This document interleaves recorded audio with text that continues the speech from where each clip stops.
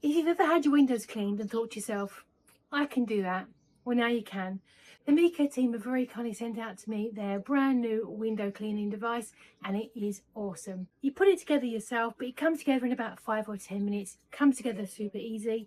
It is on an extender pole, so it is perfect for those second floor windows, and I will be testing that for you in a moment.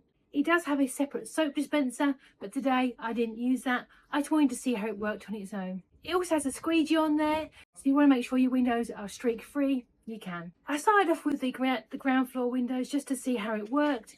It wasn't too heavy, the jets came out really nicely and it did a fabulous job, as you can see. So I did both of my lower ones at the back and they came out absolutely gorgeous in just a few minutes, to be honest with you, even without that soap. I then pulled the extender out just to see how high it can go. I only needed a third notch on the extender. There was another one to go I could have used, but I simply didn't need that. And again, upstairs did fabulously. The upstairs ones were a bit worse.